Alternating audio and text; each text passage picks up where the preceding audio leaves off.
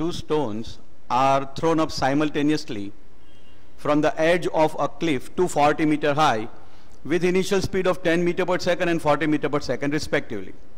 Which of the following graph best represents the time variation of relative position of the second stone with respect to the first stone? Assume that stones do not rebound after hitting the ground and neglect air resistance. Gravitational acceleration is to be taken as 10 meter per second square. So this is the graph which is plotted between the relative positions of the stone versus time. If we take a brief look at the graph itself, then the first graph reveals that the relative position between the stone increases linearly up to 12 seconds, and at 12 seconds it drops abruptly. In second graph, it reveals that up to 8 seconds the linear position, relative linear position between the stones increases linearly, and then it decreases as per a parabolic relation, as what we can reveal over here. At the end of 12 seconds, the relative position becomes 0. Then we can see in the third graph that the relative position again increases up to 8 seconds, and it decreases up to at the end of the 12 seconds. This is indicating the upright parabolic graph.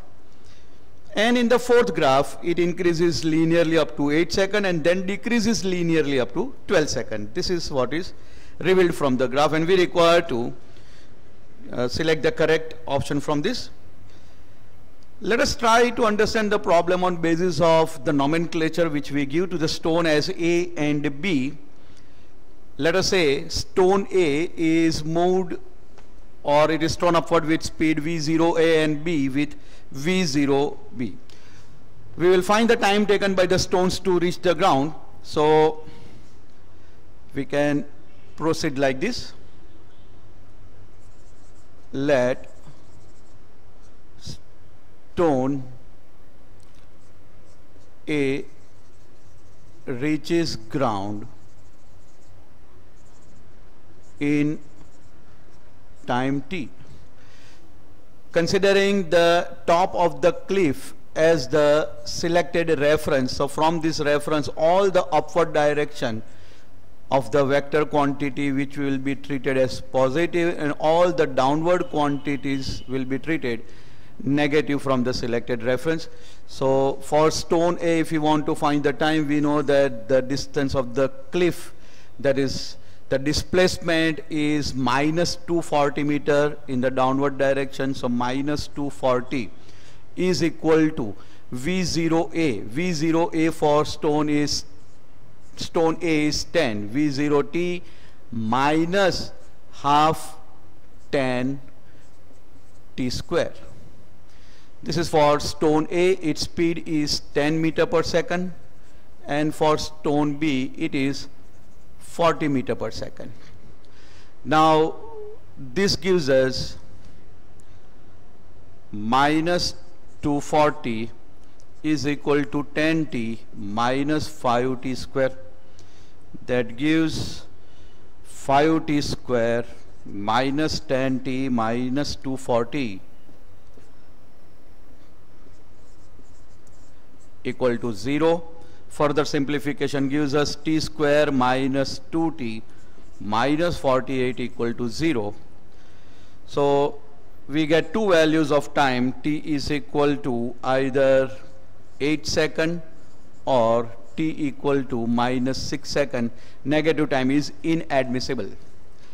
Similarly, let stone B reaches ground in time t. So for that we can write another equation. Minus 240 is equal to 40t minus half 10t square. So that gives us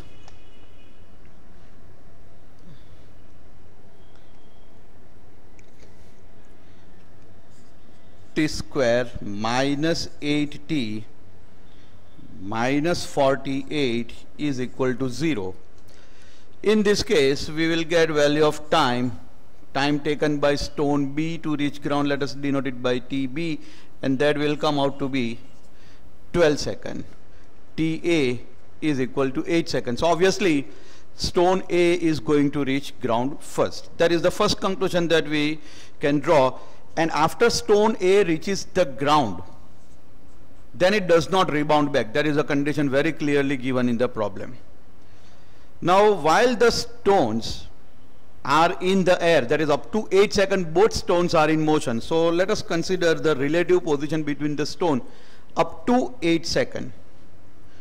So we can say for time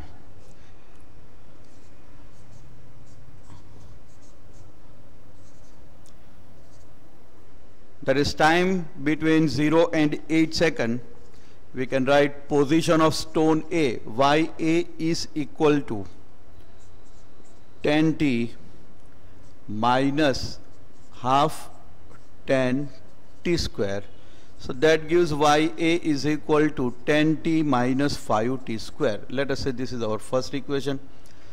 Similarly, for stone B, YB is equal to 40t minus half into 10t square. So that gives us YB is equal to 40t minus 5t square.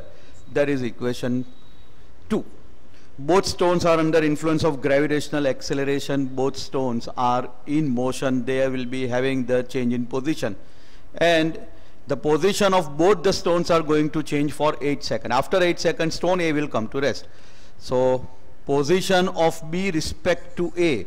So we can say YB minus Y1 or Y2 minus Y1 is equal to 40t minus 10t, that will be 30t, minus 5t square, minus of minus 5t square, that will be equal to 0.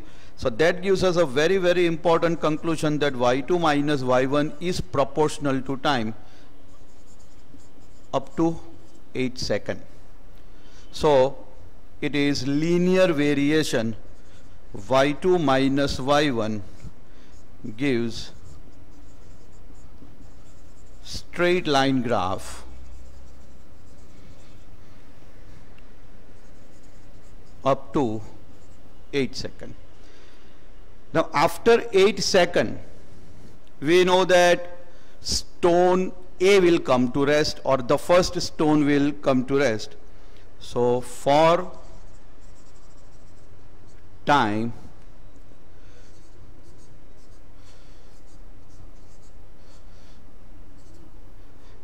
greater than 8 seconds and lesser than 12 seconds, at the end of 12 seconds both the stones will be at rest.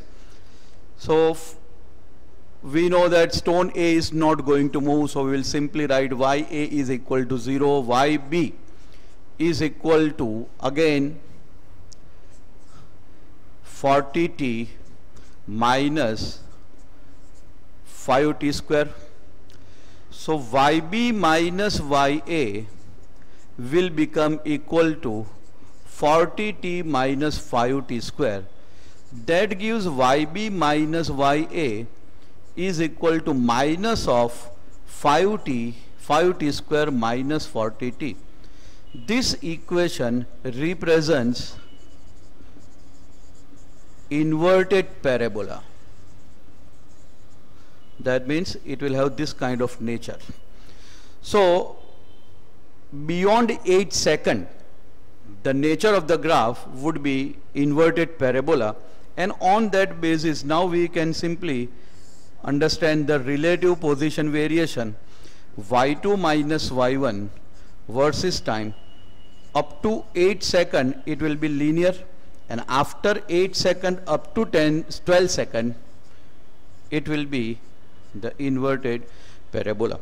So correct option in this particular case will become option B,